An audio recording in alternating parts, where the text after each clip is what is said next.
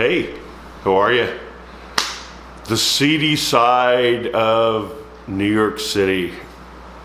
Oh my God, it was totally insane.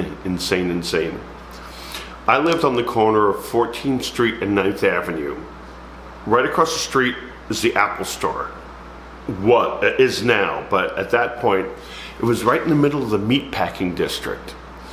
And when I had a loft right at 400 West 14th Street, right on the corner. When you went to the building, you got into the elevator. There was no lobby, and that went straight up into the loft. And you were in my loft, basically. I don't know how I paid the rent. I think the rent was like $1,000 or something like that. I don't know how I came up with the money, but I worked a million different odd jobs. One of the odd jobs I worked was at a straight sex club called Hellfire. It was an S&M fetish club owned by a gay guy who lived in the area, and he was into S&M and all that kind of stuff, and I'm not into that. Let's get that. I don't have a closet full of leather and whips and chains because that shit is so expensive. I don't have thousands of dollars to invest in the accoutrement just to get into bed with somebody. But I sure seen some things, I can tell you that. I'll tell you about Hellfire in a second, but the neighborhood was, it was a meatpacking district, so when you walk down 14th Street, there were these warehouses, and these trucks backed right up to the warehouses, and between the trucks and the warehouses there were these overhangs, and they would have tracks. And they would basically take a side of beef out of a truck on a track because they weighed 1,000 pounds, and then, put them on these tracks and then bring them into the meat processing plants, to cut them up into steaks and chops and stuff like that. And when you'd walk down the street, you were literally like dodging. If you walked in the street, the actual street, you would get run over by a truck because it was all commercial traffic, trucks going back and forth. So when you walked on the sidewalk, you were literally dodging pieces of hanging meat. And it stunk to high hell. But this is the very beginning of loft living, and these guys had hard hats on because if a thing of beef hit you, it could knock you out or really hurt you. So the building I lived in on the corner of 14th and 9th, 400 West 14th, had a titty bar on the first floor. I was on the 5th floor. The 3rd floor had a famous transvestite shop called Lee's Mardi Gras shop, where if you were into drag or you were in the closet and like to put on women's clothing, you would go to Lee's, and Lee understands was their little quote. Lee can help you and Lee understands, so he can get you dressed however you want. And they had women's shoes up to size 15, and they were steel reinforced, so if you stepped in the shoes wouldn't collapse. I lived up on the top floor. And when I signed my Electra record deal, one of the guys from the record label came by, the executives, to see my studio and come and hang out. And he comes up into the elevator and he goes, "Gee, I know this place." I said, "Really?" Now, I didn't know the history of where I was living. He goes, "Yeah, it was a club called The Toilet." I went, "What? Oh my God." So I moved into a spot that was a sex club called The Toilet. I don't even want to know it. I know it went on in that place. They weren't toilet activities, but it was like the dumps, The Toilet. Right across the street from me, there was a place called Hellfire, which I'll talk about. There's a triangle building. On the first floor was an after-hours club called Jay's, which opened around midnight and went until noon the next day. That was very common in a lot of these after-hours clubs. And in the basement, in the back of Jay's, you would go and you'd fool around. A lot of these places had back rooms. Up the block from me, well, actually around the corner on 15th Street, was a disco called Crisco Disco. And it was a giant warehouse, about 2 or 3 stories high, and at the end of the dance floor, there was a giant Crisco can, and the DJ booth was on the top of that. And Crisco in those days were sort of what guys or people would use that were into fisting because it was vegetable and not petroleum, and your body could handle it. This is the kind of wonderful place that New York was. Down the block was the Anvil, which I talk in another story, but they had fire-breathing drag queens and a guy who used to do dildo butt shows. And I remember it made the news because, was it Lee Raswell, which is Jackie Kennedy's sister or cousin or something? And a couple people from Women's Wear Daily went there to see the shows. I mean, New York is filled with crazy drag shows, sex shows, and people would come and applaud to see this crazy, crazy side of New York. Around the block was a club called Mars, and they had a massive sound system in a tiny little space. Then there was Alex and Astrix, A-S-T-R-I, Astrix, like the symbol, and it was, A-S-S-T-R-I-C-K-S, Astrix. It's a play on words. And then there was the notorious and famous Mineshaft. Now, I want to say something about these places. Right now, these are like Michael Kors shops and fancy Park Avenue, Madison Avenue, Fifth Avenue, shopping stores. But several years back, they were sex clubs and fetish clubs and blood-stained meat, on the floor and stuff like that. The transformation is amazing.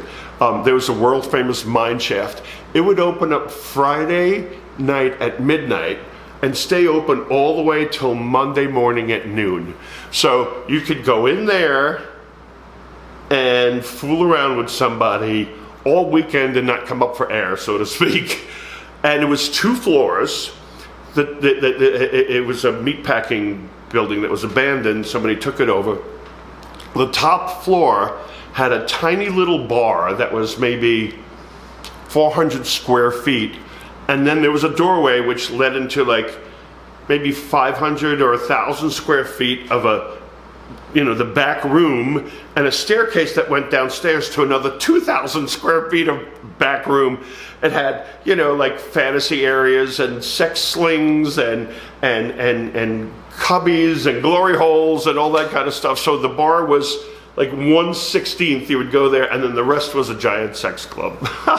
And this was all normal back in those days. This isn't like something that, you'd have to go searching for. I mean, it was pretty much, cops knew about it. People went to it. These places, like, they weren't empty. They were like packed with people. It's just amazing what New York was and what we got away with in those days. I worked at Hellfire. I think it was after my record deal, because I was living on 14th Street. I had no work. I had no way to make money. And a friend of mine said, "Oh, I know David, the gay guy who owns the straight sex club. I'm 6'4", looking for a bouncer. Would you like to work there?" And I thought, okay, yeah, sure, I need the money. It was $100 or so, $50 a night in cash, or $100 a night, and I worked for 2 or 3 nights or something like that. Well, boy, did I get an education. First I worked on the door with this woman, Candy, and Candy was about 500 pounds with black goth makeup on, and she wore, frilly little like lace outfit, but she was a heifer. And I remember her fingernails were filed to points. And I once said to her, "Why are your fingernails like that?" She says, "So I can scratch, guys that I'm having sex with." And I think, you're having sex with guys at 400, 500 pounds? I mean, she was mega heifer, but with black eyeliner, black lipstick, what I mean, super gothed out, black hair, white like white pancake makeup, and, and guys would come in and would, like, drool over her. I mean, if you had a fatty fetish, if you were a chubby chaser, I mean, this was the ultimate, right? I remember I was smoking cigarettes. I went upstairs to smoke a cigarette, and right outside, some guy from New Jersey, "How you doing, Guido," right? Pulls up in his Cadillac, and I thought, okay, he's going down to Hellfire. And all of a sudden, there's this commotion going on in the car. He's putting on a little negligee, and he pops down the mirror, and he's putting on lipstick and eyeliner, and threw on, a wig, and came out of the car and was walking like a truck driver, like Caitlyn Jenner in heels. I call Caitlyn Jenner a truck driver in heels. Walking like a truck driver and trying to navigate the steps to get down underneath that triangle building to come down to Hellfire. I thought, oh my God. And I said to Candy, did you see that guy that comes in? He goes, oh yeah, he's married with a wife and kids. I said, what? He goes, oh yeah, he's transvestite. I said, so he's into guys? Because I didn't know about all the different, shades of gray, 50 Shades of Gray. He goes, oh no, he's not into guys at all. He's into women, but he wears women's clothes. And I said, and his wife knows? She goes, oh yeah, she lets him come here because this is where he gets that out of his system. I said, so what does he do? He goes, he doesn't do anything. He just sits on a bar stool in drag and sips, a martini with his pinky up and watches the crowd go by.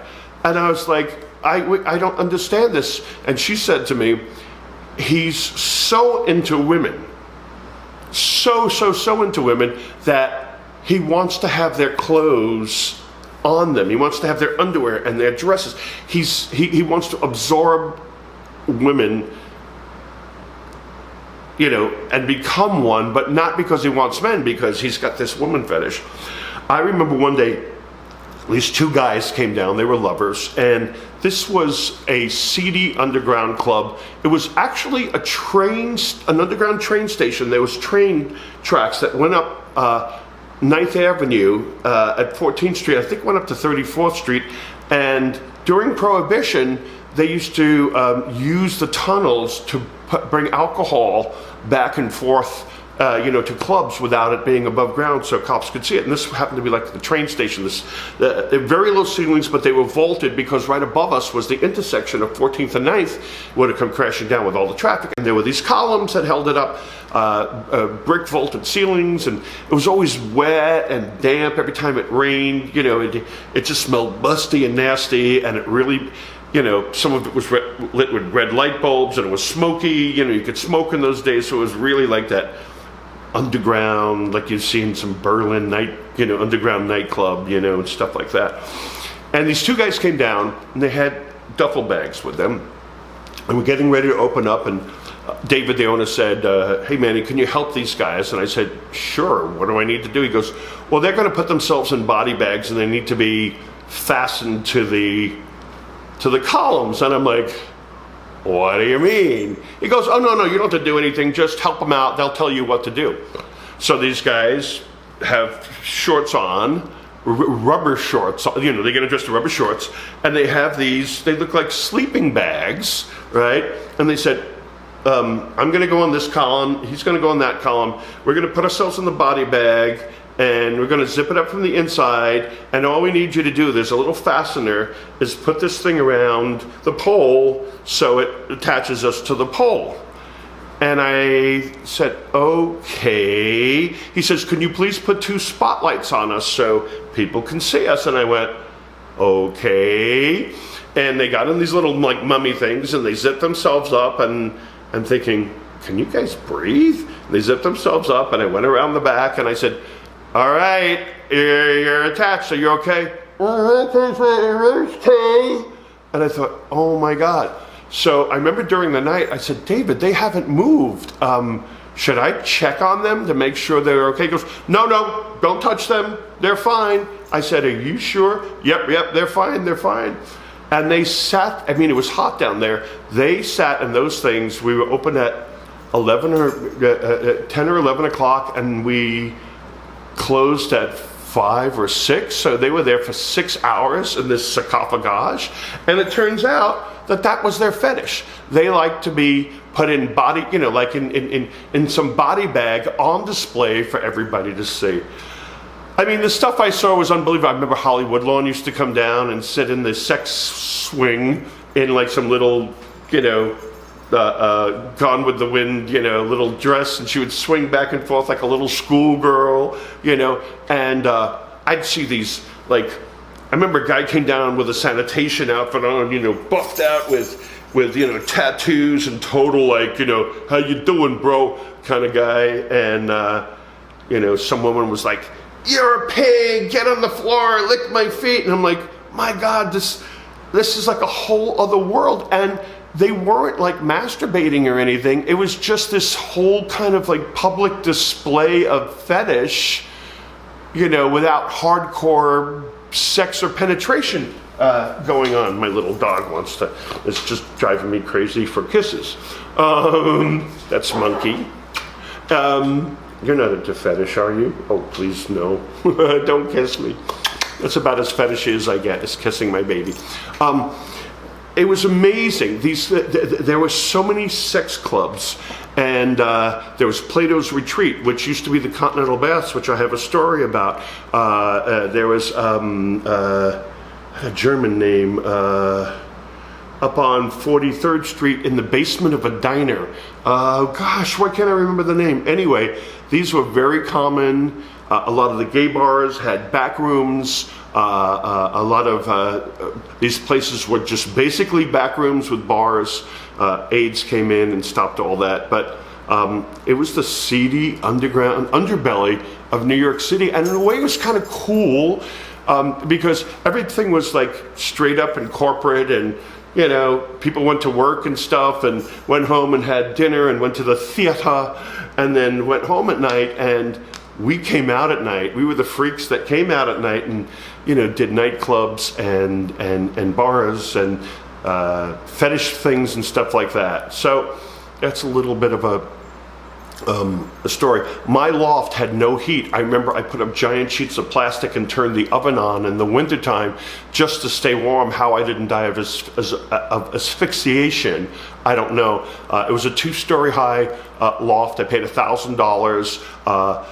There were bare walls put up, sheetrock, but no tape between the walls. It wasn't painted. It was probably like a storage, you know. I know it was a sex club before, like I said, but it was just.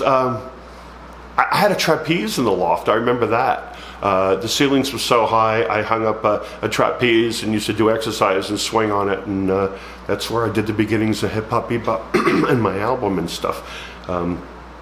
It was rough living, but that's what you did when you were an artiste. You lived in lofts. And those parts of the city would empty out at night. So while everybody was in Times Square or downtown Greenwich Village, this was the West Side. It was kind of like being in another city. At 5 o'clock, everybody would go home, and you were kind of like living in this deserted, what's that movie that Legend, right? That, Fresh Prince, blocking his name right now, where you know, he's in New York City and it's completely deserted. Well, it was like that. My first 2 lofts were downtown, and it was like that. So pretty cool time in New York, and just thought I'd share that with you. Thanks guys for watching. Thanks.